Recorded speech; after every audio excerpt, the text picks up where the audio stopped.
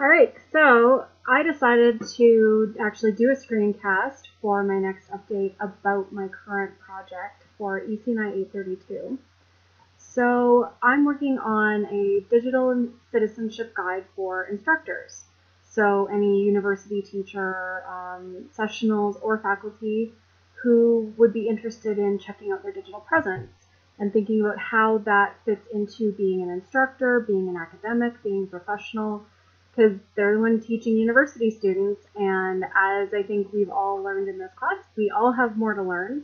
So having instructors who actually know what they're talking about for university students is important, just as it is for K-12 students.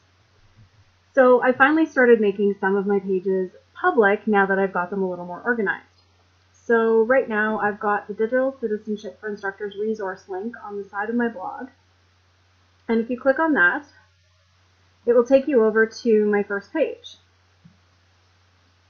And all of my resources are going to be labeled as Creative Commons. So I'm trying to link to some of the existing posts and literature and scholarship that exists, but also talk to instructors about why they might want to think about this, what matters, and the types of things that they could consider. So as you'll see right now, I've just got my main page out there just as a starting point. But if you go behind the scenes, I'm working on digital citizenship in the classroom. And so this is going to be resources specifically about dealing with teaching and digital citizenship. Things like using technology in the classroom, email etiquette, netiquette, all those things that we sometimes assume our students know. Also talking about different apps or programs that you might ask your students to use, especially things like, do you ask students to upload videos to YouTube? Do you use VoiceThread? How about Screencast-O-Matic? What about blogging? Different things that you might not think about, but it's important to consider what you're asking students to sign up for, first of all, and what the implications are. Things like Facebook. Does it matter if you friend students at a university level? Or Twitter. If you're asking your students to use Twitter in a university class, what do you need to consider? How do you ensure that you are not pushing them to be digital citizens in a way that they are not comfortable? They may not be up for being really out there residents. They might want to be visitors. They might want to be a little more private. They might have a good reason for it. International students are more at risk than domestic students, for example. And I'm still adjusting my pages, so I also have a digital identity page. And under that, you can see I'm working on crafting your identity, which is going to be about different ways you can build an identity. A lot of you who took EC&I 831 will find some of this familiar. Things like using an About Me page, or if you want to build a blog, considering joining academia.edu, which is an academic social media site where you can share papers that you're working on, connect with other researchers, and do the types of things that you might want to as a professional academic that might not be relevant to the average other person, and you might not know about it because it's not something that hits social media super often, but also concerns. What does it mean if you share your paper? What does it mean if you share work in progress? Things like that. Also talking about professional identity. Again, this is familiar to any of you who teach in classrooms, but there's also other levels of it for academics because they have to think about the professional identity both as a researcher and as a teacher. So they might have to think about how do they present their CV as well as who they are as a teacher. If they're going to have somebody on a hiring committee check their page, for example, what do they need to consider having there for a hiring committee as well as for students? What resources might students benefit from seeing from it? I've got a page for resources in progress, and right now that's just a huge conglomeration of various links that I'm still trying to piece together where they might fit. And then resources for with students, I'm going to include things like third-party disclaimers at University of Regina, any third-party software is not supported by our information services unit. So if you ask your students to use Prezi, for example, they can't call IS for help. They could with your courses, but they still won't really get much help. So things like that, knowing a good disclaimer is that students technically have the right to refuse. If you aren't willing to use Turnitin, for example, that one is sort of institutionally supported, but technically, if the student came to the instructor and said, yeah, I'm not using that, I'm not okay with using that, I don't want to submit my papers, I don't want to sign up for the site, technically, the instructor then has to find another way around it. So making sure that we've informed our students about their rights just as much as of the privileges, and making sure that we as instructors also know that, you know, students have rights about this, that they need to consider things.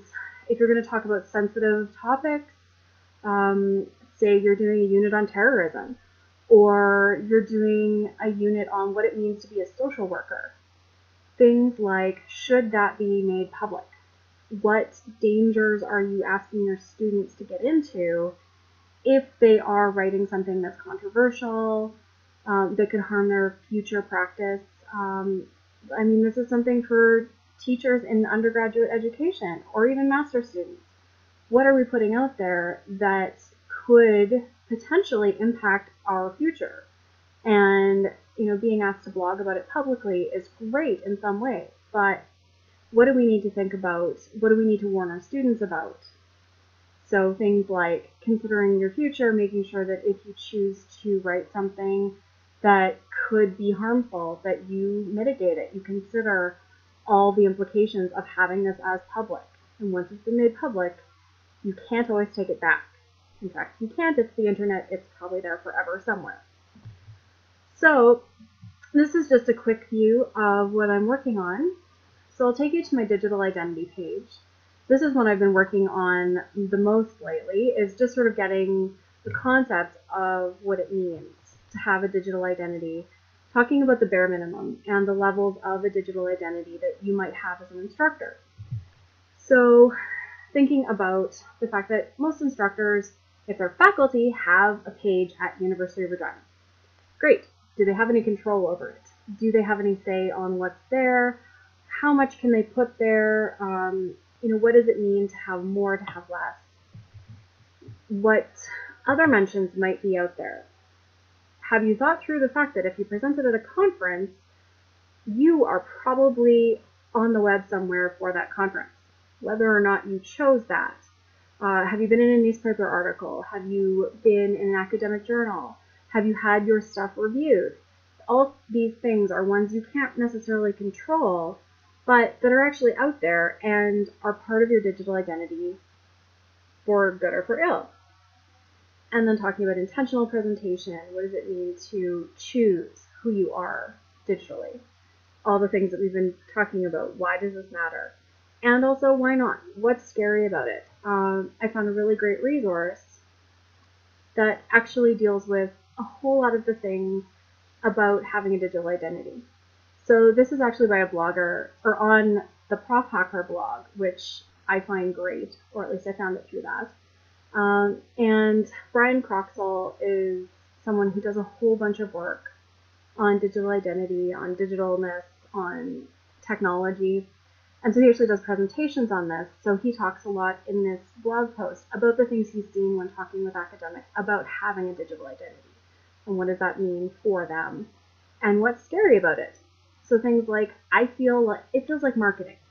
So for instructors, especially faculty members, or anyone who's thinking about becoming tenure track, marketing is not really something they've necessarily thought about before, and that feels a little weird. I mean, you're not marketing yourself, you're not trying to be a brand, except you are branding. You do need to be identifiable as a digital entity. And I actually have some great examples of that. One from various sources of people who might have started out not using their name, for example. And I'm not very technical. This is a big one. I deal with a lot of instructors all the time, and I have lots of them who are not all that technically comfortable. And so this is one of the things I want to deal with, is that there are a lot of options out there if you want to do this that don't have to be technical, that don't have to involve really knowing HTML, knowing coding. It's still possible to be out there. Someone will steal my ideas. Yep, this is a big concern in academia. So, it's important to own it, to know what the risks are, to talk about it, and to just give a sense of how you might protect yourself. And also, this will take up too much time. Yep, everything takes up time. Yes, it does. Any of us working on this course know just how much time it can take to be engaged in social media, to blog, and how do you fit that in with everything else you're doing. So this was a really great resource that got me thinking about a lot of the risks that academics might take or might consider to be risks. Things that maybe I don't consider to be risks and that others I know don't. So just a quick look at another instructor. So this is somebody I've actually been a TA for previously, and I really enjoyed his work, but even then, and this was 6 or 7 years ago, he had a blog and he encouraged the students to check out his blog. And, thinking about what that means for a student, especially in an undergrad, to say, hey, here's actually my research, here's what I'm doing professionally, and I suggest you check that out. Not just what I tell you in the classroom, but go check out what I'm writing about, what I'm thinking about, what I'm researching. So I thought that was really cool, and it's a good example of a professional blog that's not Alex, which Alex is great, and Alex does a lot of stuff really out there and is very public, but sometimes it's nice to see people who are a little less well known for being very social media savvy, and just to see that, there are other people doing this, and you don't have to be a super techno nerd, you don't have to be traveling the world talking about social media to also be doing, a little bit of digital identity. He's got podcasts. He also makes sites for some of the publications that he's done. Talks about what he's published.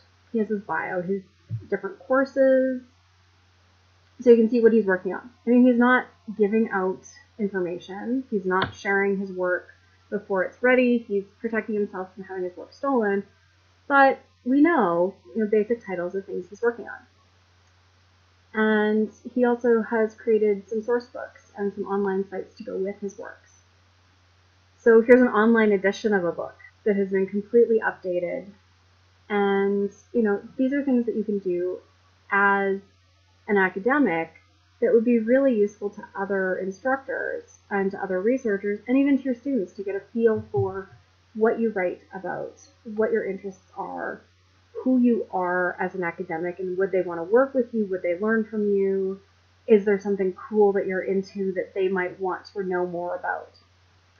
So that's where I'm at with my project. I'm still working on a lot of behind the scenes stuff, as you may have noticed, but I think it's coming together, and as I'm filling in the dots between all of the links that I've found and starting to pull them together, it's really giving me a better sense of how to organize, how to put things together, and how to talk about what it means to have a digital identity as an instructor. And I'm trying to make sure I factor in sessionals as well, because they have a different experience. They might have a day job. They might not have the same abilities to create a digital identity because they might have restrictions. So that's something I'm trying to keep in mind as well. All right, thanks for listening, and hope your projects are going well.